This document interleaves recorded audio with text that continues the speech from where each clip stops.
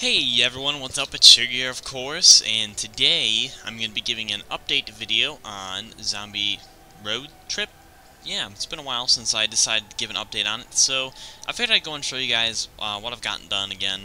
So I haven't worked on this map in quite a little bit of time, so I figured I'd start and pick it up again and get to work. I did manage to finish up a lot, so when I left off, when I last stopped working on it, I got the weapon system ready to be linked up and everything, and I linked it up. So basically, I'm going to demonstrate how the point system works and how the spending works for the items. So as you can see, if you ever watch my tutorials, you learn about condition branching. Well, in condition branching here, I use condition branch a lot for this program. Well, for my giant machine. This is mainly the one part. So this condition branch is used in every one of the spending, anytime you buy an item. And so yeah, I just figured I would go and show that. And also there is music playing in the background because I did not feel like turning off the music that I was listening to while I worked on this. So yeah, I just kind of turned it down so everyone else can enjoy it, I guess, too, I guess. So yeah, so what happens here is I have two conditions. I have condition 1, which is do you have the required point, which in this case this one costs 2 points. And then the other requirement is do you want to buy it, or aka you pushing the button. If you push the button, it's not going to buy it unless you have the right amount of points. So, pretty simple system here. So it gets sent, it sends out a signal to turn this on, which here's an inverter, by the way. It gets inverted to turn this off, which allows this here to send a signal out to loop around to reset this automatically. And then in the process of doing that, while it's resetting, this sends out a signal here to give you the boots. In this case, it's chain boots. It gives you the boots, and then it runs through the process of spending the points. So you actually get the item before it spends the points, because it's kind of a priority kind of thing. So, after you spend the point, it goes through this system right here, goes here, it goes through, and that sends a one-tick pulse. This is my pulse converter. I'm not really sure if anyone else has created this or anything. It's a pretty simple thing. I would imagine someone has created it. So what happens was the point goes in. Any type of signal, it can be 3 seconds, 5 seconds, 10 seconds, it doesn't matter how long it is. It'll go in, and then it'll convert it to 1 point, and then, or a 1 second pulse. The 1 second pulse will come through here. It'll send a point through to the green rule, which the green rule represents the spending of the point. And then a second pulse will get sent out shortly after through a second converter, and that'll send out another pulse to spend another point. Pretty simple stuff. It's kind of simple. It's a bunch of simple mechanics put together to make a dynamic machine. So what happens is the pulse gets sent through. It checks to see. It's technically not checking, but the machine's checking for which point to spend. So it goes through here and decides. It goes to every one of these and sees which one the pulse can go into first. So in this case, we have no points yet. So I'm going to go ahead and give ourselves some points. Also, in the last update video, I'm not sure if I did the doors, but the doors are over here now. And yeah, they did the doors, all the weapons, and yeah, it took a little bit of time. I finally finished that up. Luckily, it wasn't that hard to do the weapons because my friend helped me do most of them. We'll help them get ready to get done. So yeah. So let's go and give ourselves some points. As you can see right now, we have no points. This is the first point right here, and then this is the second point. So we're going to go and give ourselves 2 points. Now, I'm going to go over here. And this is the point system for the window, so I'm going to pretend that I just repaired 5 windows to give myself a point. So 1 point. It's going to go through the pulse converter, and it's safe to go and locate again. And there we go. It'll send out pulse, and it'll give us a second point. So now that we have 2 points, you'll notice that this is lit up. This blue wool right here represents the 1 point requirement, so this will go to anything that costs 1 point. For an example, this right here costs 1 point, and this is a door. So you can unlock, where is it? Door 10 for 1 point, and if you push the button. Pretty simple. Same thing for here. This is the second point, so it sends out a signal saying, hey, anything that costs 2 points you can buy now. I just realized that this needs to be extended out. There we go. Awesome. So it goes out, brings the point all the way over here, and drags it all the way across here to the 2 point section. Now, of course, as I add more stuff to the map, there won't be sections in quotes, but they'll be somewhere else. I'm not sure if I can go downward or anymore or what, but yeah, this is the bottom level. There's 2 levels to the giant machine if you don't know. So, let's go on and buy something. So currently there's no scoreboard system. I'm working on that next after I do the wave machine. The scoreboard system is kind of a, it's not really, it's kind of a necessity, but it's not really needed in the same way. I don't know, but yeah. So now you can see the 2-point requirement's wet. Now it's saying, hey, you need to push a button in order to buy something. So let's go ahead and warp to the town. So warp town.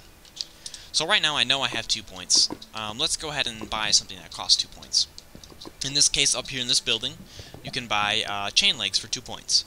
So I'm going to go in and click it after I remove everything from my inventory, because it likes to overlap items. Unfortunately, with command blocks, I can't give enchanted items yet, but there is a way to make it to where you can get it in your hand and then enchant it. But the problem with that is that you could stack your enchants, which I don't want that. That'd be OP. I'm not sure yet. So anyways, if we click this, it's going to take a little bit of time because the machinery is kind of slow.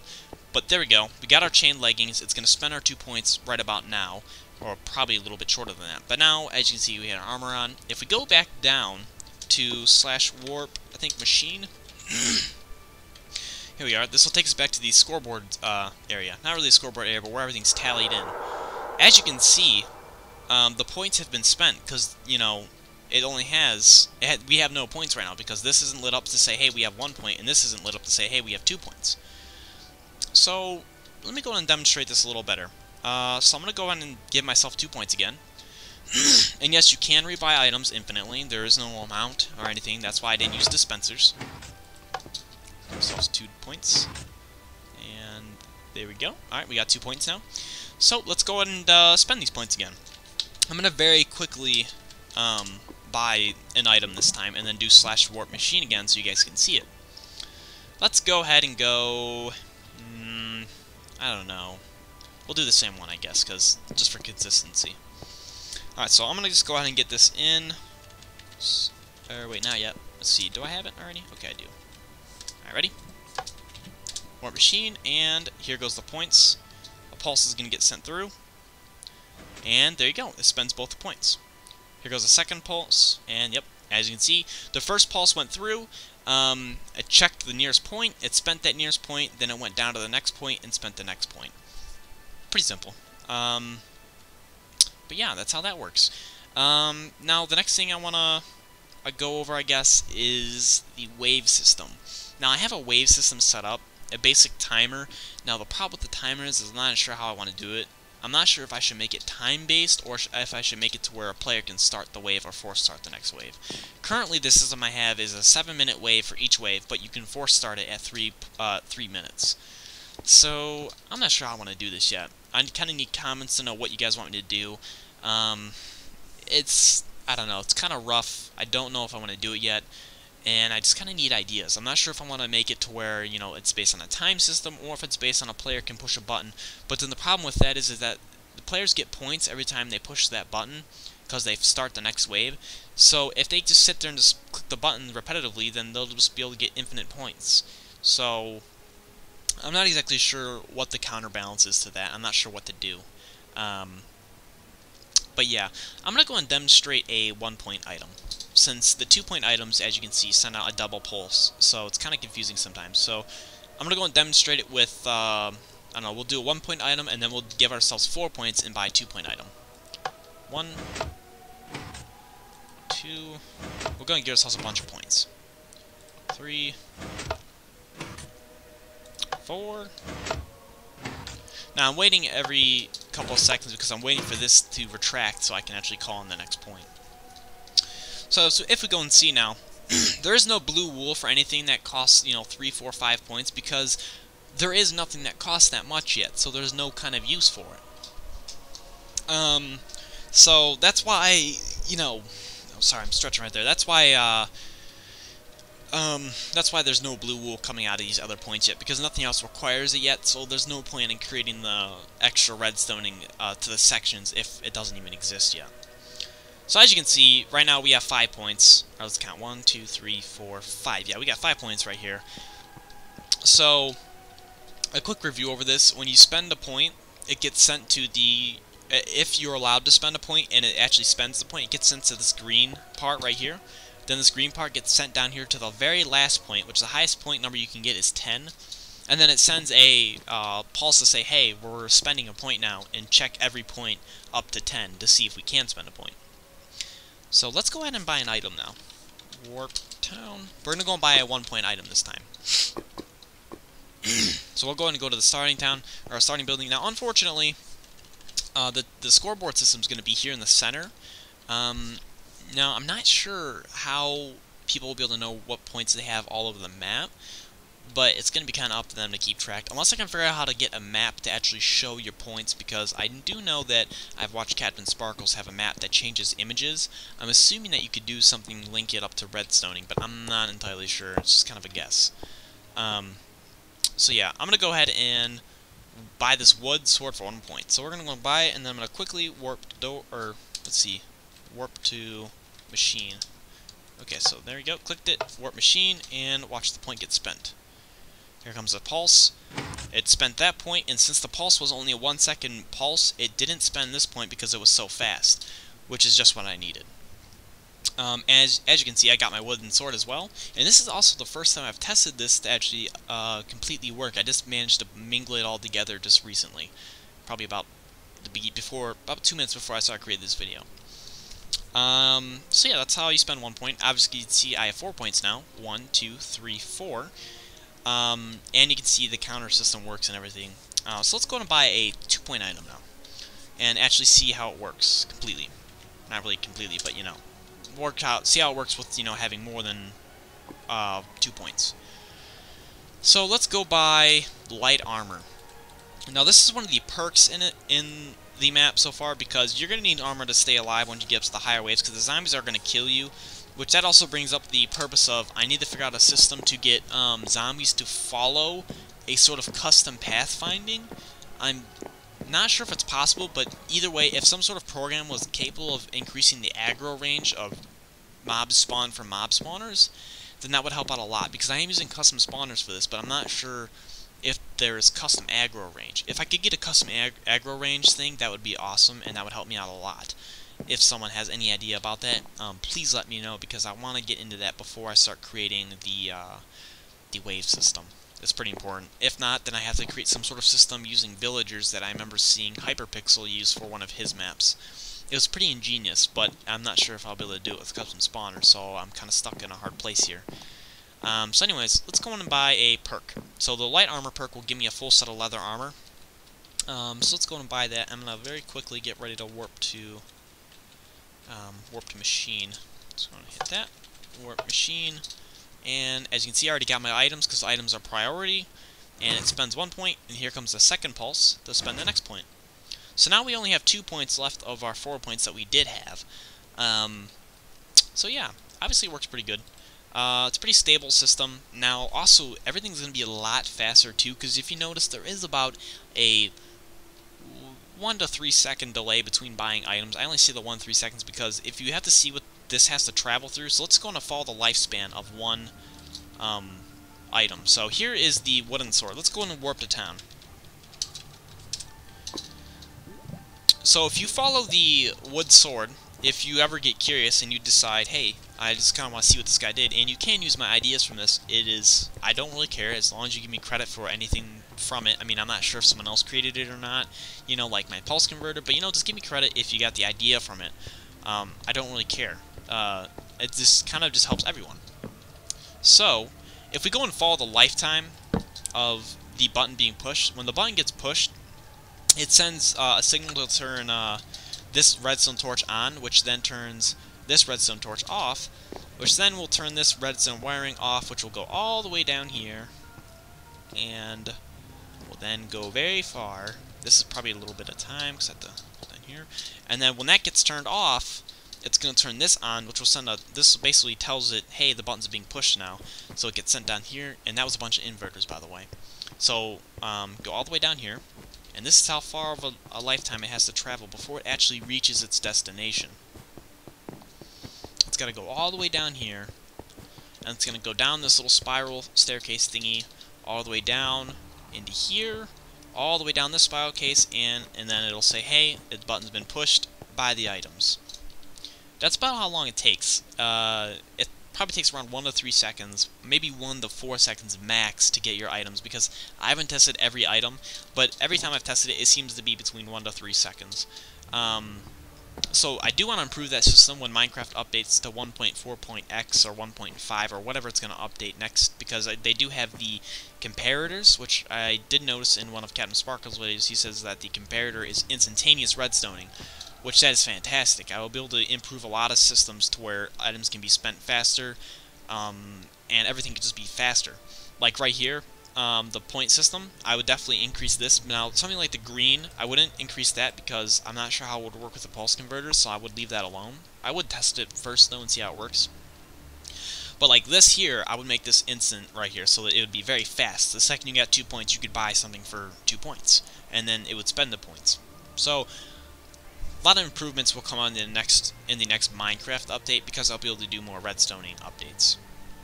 Now, unfortunately, when Minecraft updates, now there's a ton of new redstoning things. Now, I know that there's probably some new things in there I could use to heavily reduce the amount of redstoning in this, but that would be going outside of my learning curve, and you know what, I just want to stay with what I know, and maybe one day I'll get around with those comparators and stuff, but it's just not really. It's a lot more simpler if I can see it. In the comparator, I can see it, but it's not exactly, I don't know, it's just kind of weird. I don't know what to say. So yeah. I guess I'll show you guys. So yeah, now you've seen how all that works, I'm going to go ahead and clear these points. So I know how to. Actually, I can't clear these manually, unfortunately, because there's no room to do that. So I actually have to go spend the points. So let's go and go to the town real quick. Warp town. Let's go and spend the points again. Going to give myself some more chain legs, which more likely will get sent to my inventory. Yep, they stack. That is the only problem with having the chain legs that aren't damaged, they'll stack in your inventory, so, I mean, that's not really that big of a problem, though. I don't plan on thinking you'll have a full inventory. Now, someone also asked if there will be bloopers on the Minecraft forums. Oh, there will be a ton of bloopers. There's already bloopers on the map that aren't redstone-based, but are based towards me and other past things with other projects and everything. If you see, like, right here, this is obviously a blooper, like the lava, that's obviously inspired from Tranzit. The house right here is pretty big thing if you actually know me, and if you actually knew me in my childhood. I bet it'll come up eventually. Yeah, there's just bloopers everywhere. There's going to be more and more, too, with redstoning. I have a lot of clever ideas I want to let people do, and I just realized that this is up. Huh. Does I need to go here? Or is that asymmetrical? Okay, yeah, it does. Okay. Put it there. Right there.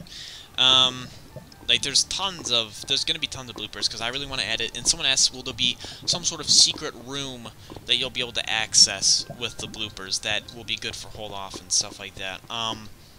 Yes and no.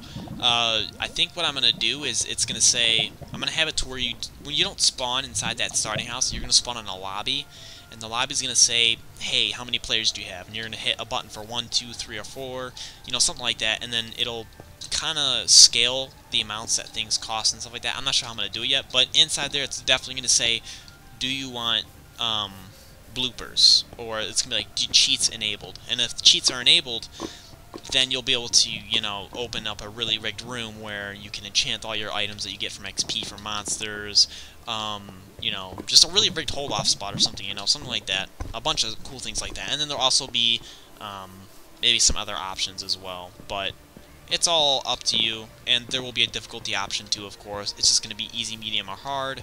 There might be a spawning curve as well, because I haven't done the spawning system yet. But, as you can see, let's go machine. I've done a lot. I'm definitely going to go through with it. Now, I might not just pump out updates left and right. I am going to work on this slowly but surely. The only thing I really need to do is work on the wave system, and getting the monsters to come at you from a far range, because it'd be kind of stupid if the monsters just kind of stand there and wait for you to come to them. Though you do need to go and do higher dense areas, like, not higher dense areas, but more densely populated zombie areas with more windows to actually get more points. So that's kind of my balance to that. It's kind of a primitive system right now. I'm not entirely sure what I'm going to do. But, yeah, so the redstone machine continues to grow. and more updates will continue to come out. You can go to the forum. The link is in the description below if you want to get consistent updates. Now, this video is actually going to be posted tomorrow, so I'm going to say hi to the future people, because I'm not going to, I usually render overnight, so it's not going to be up today, but it will be up tomorrow, which it doesn't really matter for you guys, but still, just want to point that out there. And these are a bunch of empty window modules, if you're wondering, because they're not connected to anything. These are just ready to be plugged into any extra windows I have, but I haven't really needed them for anything. So, yeah. I'll see you guys next time. As usual, please rate and subscribe, and I hope I'll see you in the next update video on the never-ending growing machine. See you later.